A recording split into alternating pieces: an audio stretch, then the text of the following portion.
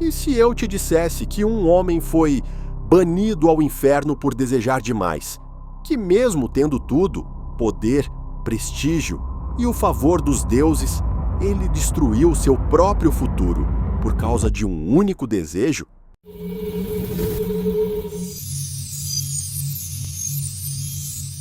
O mito esquecido da ambição. Até onde você iria por um desejo? Hoje, vamos mergulhar em um dos mitos mais sombrios da mitologia grega, o mito de Tântalo. Mas isso não é apenas uma história antiga, é um espelho do que ainda vivemos todos os dias. Antes de começarmos, já aproveita e curte esse vídeo. Compartilha com alguém que também busca entender os mistérios da alma humana e se inscreve no canal, porque o que vamos falar aqui pode transformar sua visão sobre o que você realmente deseja. Vivemos em uma era que glorifica o querer mais. Mais dinheiro, mais seguidores, mais reconhecimento. Ambição se tornou sinônimo de progresso. E sim, ela pode nos levar a lugares incríveis, se soubermos para onde estamos indo.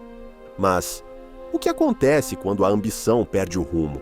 Quando deixamos de desejar o essencial e passamos a perseguir sombras? Quando, como Tântalo, acreditamos que nada é suficiente, nem mesmo o favor dos deuses? Neste vídeo, vamos explorar como a ambição pode ser uma força sagrada ou um veneno fatal.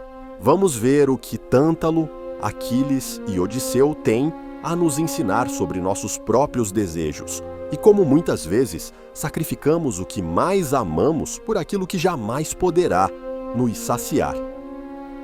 Ambição, força de vida ou caminho para a autodestruição. Desde cedo aprendemos a desejar, queremos crescer, conquistar, nos destacar e, de fato, foi a ambição que nos tirou das cavernas e nos levou à Lua. Ela move civilizações, cria tecnologias, impulsiona descobertas. Mas o que ninguém nos ensina é como desejar. E esse é o ponto mais perigoso.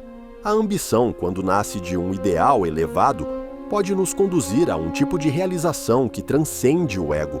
Buscamos crescer para servir, aprender para transformar, conquistar para compartilhar.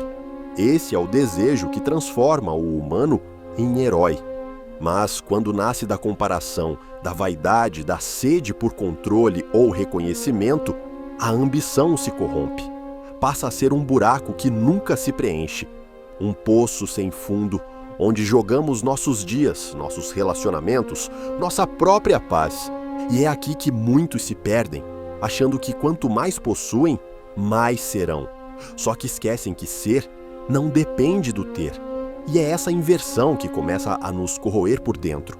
A ambição, assim como o fogo, pode aquecer ou destruir. E a linha entre essas duas possibilidades é tênue.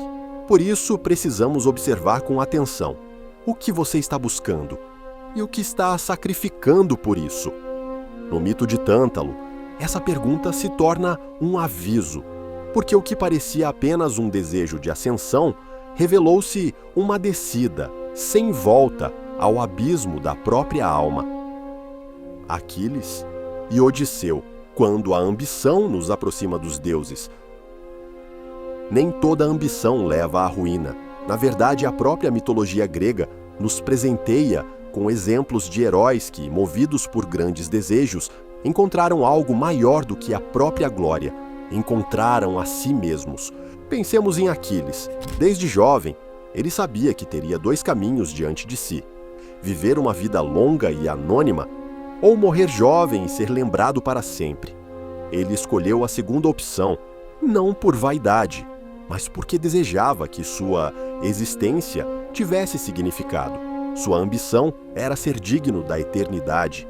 Aquiles sabia o preço da glória e, mesmo assim, foi à guerra. Na praia de Troia, ele não encontrou apenas inimigos. Encontrou dilemas morais, confrontos internos e a própria morte. Mas ao enfrentar tudo isso, tornou-se símbolo de coragem, de intensidade e de propósito. Já Odisseu tinha um desejo diferente. Sua maior ambição não era a glória, mas o retorno. Voltar para casa, reencontrar sua esposa, seu filho, sua própria essência. Para isso, enfrentou monstros, deuses, tentações e, principalmente, a si mesmo.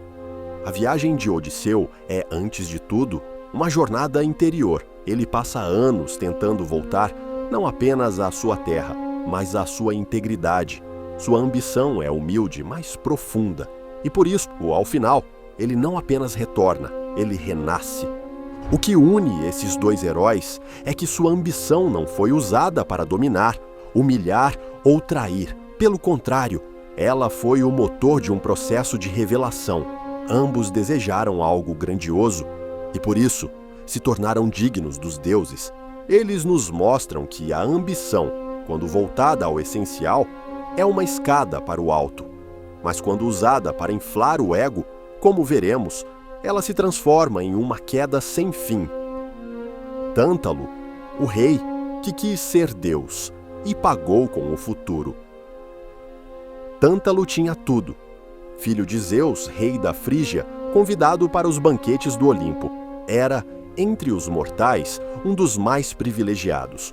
Poderia ter vivido uma vida inteira de sabedoria, gratidão e grandeza. Mas não bastava. O que era honra virou arrogância.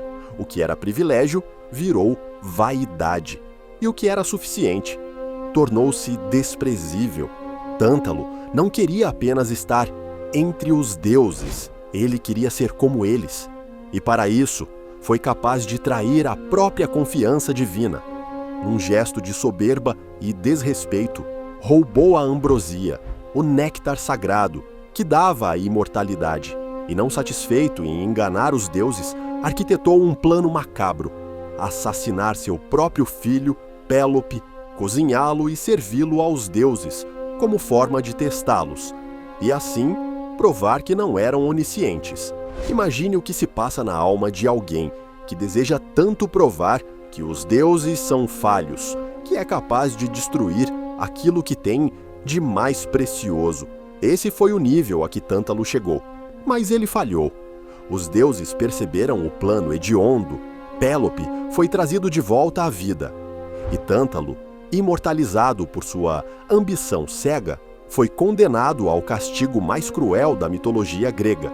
No Tártaro, a parte mais sombria do mundo dos mortos, ele permanece até hoje, com sede, cercado por águas que recuam sempre que ele tenta beber, com fome, cercado por frutas que desaparecem ao seu toque. A eternidade da frustração, o desejo constante e inatingível. Esse é o verdadeiro inferno de Tântalo. Desejar para sempre o que nunca poderá alcançar. E aqui está o coração simbólico dessa história.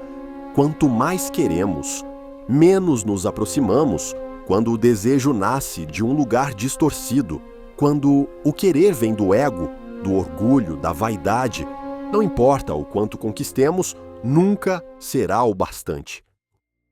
O castigo de Tântalo, uma metáfora para os nossos dias. Talvez você pense, que história absurda, isso nunca aconteceria hoje. Mas será mesmo? Quantas vezes já desejamos algo com tanta intensidade que deixamos de enxergar o que tínhamos ao nosso redor? Quantas vezes trocamos o essencial pelo imediato? A verdade é que Tântalo não é apenas um personagem da mitologia, ele é um arquétipo. E ele vive em nós. Vivemos num mundo que nos alimenta com promessas constantes. Se você tiver mais, será mais feliz.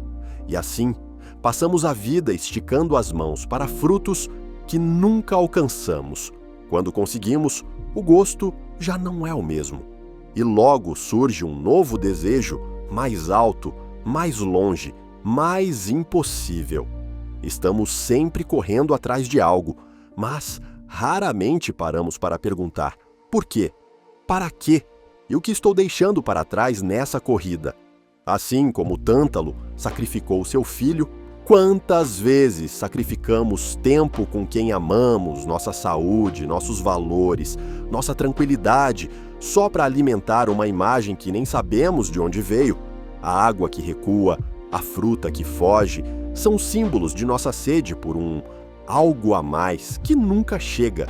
E a ironia É brutal. Quanto mais perseguimos, mais distante parece. Porque não é fora que está o que buscamos, é dentro. O mito de Tântalo nos alerta.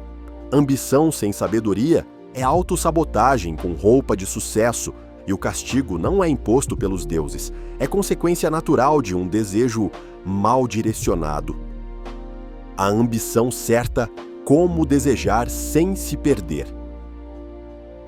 A questão então não é eliminar a ambição. Isso seria negar uma das forças mais humanas que carregamos.